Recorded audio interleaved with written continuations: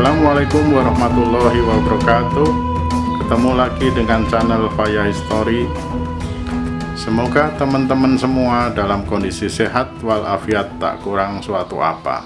Oke, langsung saja kita simak kisah yang sangat menarik berikut ini.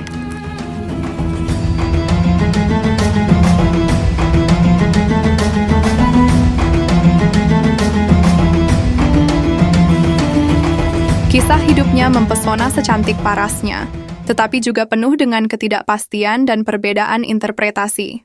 Menikah dengan Firaun Akhenaten yang legendaris, mereka bersama-sama melembagakan revolusi agama. Revolusi tersebut menyingkirkan dewa-dewa lama Mesir kuno dan mendukung penyembahan eksklusif terhadap Tuhan Yang Maha Esa yang disimbolkan dengan matahari atau Aten. Revolusi tersebut tidak bertahan lama. Namun, tindakan Nefertiti bertahan sebagai salah satu periode paling kontroversial dan diperdebatkan dalam sejarah Mesir kuno. Dari mana pengabdian kepada Aten ini berasal dari seorang yang berasal dari Kanaan yang bernama Yuzarshiv. Yuzarshiv ini adalah bendahara kerajaan Mesir yang diangkat oleh Akhenaten. Akhenaten menyukai Aten menjelang akhir hidupnya, tetapi obsesi Akhenaten sangat kuat. Orang mungkin berspekulasi bahwa Nefertiti bisa jadi berada di baliknya. Atau Akhenaten mungkin mengabdi secara diam-diam.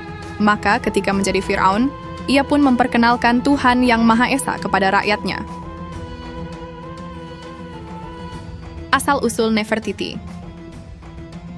Ketidakpastian perihal Nefertiti dimulai dari asal-usulnya. Nama Nefertiti berarti, si cantik telah datang. Tetapi dari mana asalnya? Satu-satunya hal konkret yang kita ketahui tentang masa kecilnya adalah bahwa ia memiliki seorang pengasuh bernama Te. Te adalah istri seorang bangsawan terkemuka bernama Ai. Pendapat tersebut menjelaskan pangkatnya yang tinggi dan aksesnya ke koridor kekuasaan, tulis Nathan Hewitt di laman The Collector. Diduga bahwa Nefertiti adalah putri Ai. Prasasti yang berkaitan dengan putra Ai, Nakhtmin, menyiratkan keberadaan istri sebelumnya yang juga bisa jadi adalah ibu Nefertiti.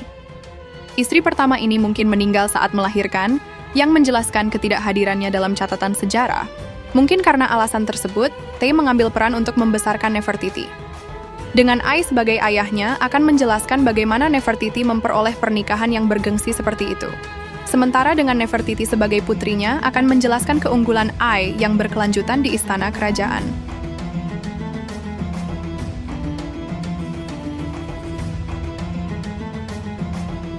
Jalan menuju revolusi dari manapun asalnya, Nefertiti berhasil bertunangan dengan Amenhotep IV, pria yang kelak menjadi Akhenaten. Sebagai ratu, ia memiliki kewajiban untuk memberi Firaun seorang penerus, dan Nefertiti tidak tinggal diam dalam hal itu. Putri tertua mereka, Meritaten, lahir sebelum akhir tahun kedua, dan putri kedua mereka, Meketaten, lahir pada akhir tahun keempat. Nama mereka merupakan tanda yang jelas tentang pengabdian pasangan tersebut kepada Tuhan Yang Maha Esa. Ada kemungkinan bahwa pasangan kerajaan itu membuat pernyataan menentang imamat Dewa Amun yang kuat. Saat itu Dewa Amun menguasai sejumlah besar tanah dan kekayaan. Sekitar tahun keempat, mereka mendirikan tempat peribadatan Aten yang diberi nama Gempa Aten di dalam kompleks kuil suci Amun di Karnak. Tindakan tersebut merupakan sebuah perubahan terang-terangan terhadap wilayah kekuasaan dewa lain. Selain itu, juga menjadi penghinaan terhadap para pendeta dan sinyal bahwa Aten menggantikan semua dewa lainnya. Nefertiti muncul secara mencolok di kuil ini, begitu pula putri-putrinya. Dalam beberapa adegan, ia terlihat sedang memukul musuh-musuh Mesir kuno, tindakan yang biasanya hanya dilakukan oleh Firaun. Penggambaran tersebut adalah pernyataan yang jelas dari Nefertiti dan suaminya. Mereka bersedia mengubah aturan dan mereka akan membuktikannya. Perjuangan pasangan kerajaan. Pada tahun kelima, revolusi Aten berlangsung dengan baik. Pasangan kerajaan mengadopsi nama-nama baru untuk merayakannya. Amenhotep menjadi Akhenaten, orang yang bermanfaat bagi Aten. Sementara Nefertiti menambahkan Nefer-Neferu Aten, kecantikan sempurna Aten, pada namanya. Mereka juga memindahkan istana kerajaan ke kota baru di Akhetaten, yang sekarang disebut Amarna. Akhenaten dan Nefertiti meninggalkan Tebes dan tampaknya tidak pernah kembali lagi. Sebenarnya, rakyat Mesir tidaklah menolak revolusi agama mengingat kebusukan para pendeta kuil Amun yang memanfaatkan mereka dengan cara menimbun harta benda yang membuat kehidupan rakyat Mesir menderita. Klaim bahwa rakyat Mesir tidak setuju dengan revolusi agama kerajaan Mesir adalah tidak benar. Ketidaksetujuan rakyat Mesir hanya provokasi dari para pendeta pemimpin kuil Amun, yang kehilangan mata pencahariannya dan propaganda para pembenci agama Tauhid yang dibawa oleh Yuzarsif. Apakah Nefertiti menggantikan Akhenaten? Akhenaten meninggal setelah 17 tahun bertahta. Keadaan dan kronologi kematiannya dan tahun-tahun terakhirnya sangat tidak jelas dan telah melahirkan serangkaian teori. Kehadiran Smenkhare yang selalu membuat frustrasi dalam kronologi Amarna adalah kendala pertama. Ahli Mesir kuno condong ke arah Smenkhare sebagai penerus langsung Akhenaten, tetapi ini sama sekali bukan konsensus. Jika demikian, maka Nefertiti akan menjadi janda ratu, sementara putrinya Meritaten menjadi ratu sepenuhnya. Namun pemerintahan Smenkhare yang singkat membuka jalan bagi Firaun baru, Nefer-Neferuaten. Identitas Nefer-Neferuaten menarik perdebatan sengit. Sebagian besar ahli Mesir kuno terbagi menjadi dua kubu, ibu atau anak, Nefertiti atau Meritaten. Nama Nefer-Neferuaten langsung mendukung Nefertiti.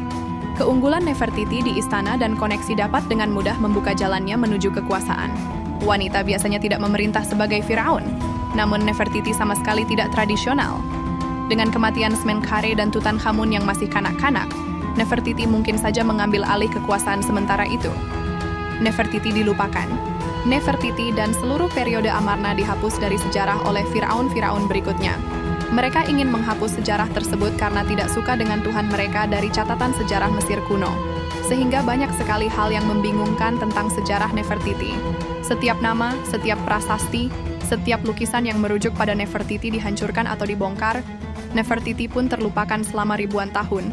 Nefertiti hilang dari sejarah selama 3.000 tahun, hingga penggalian di Amarna menemukannya kembali pada akhir abad ke-19. Meskipun hidupnya mungkin tidak lazim, rahasia Nefertiti masih menjadi berita utama.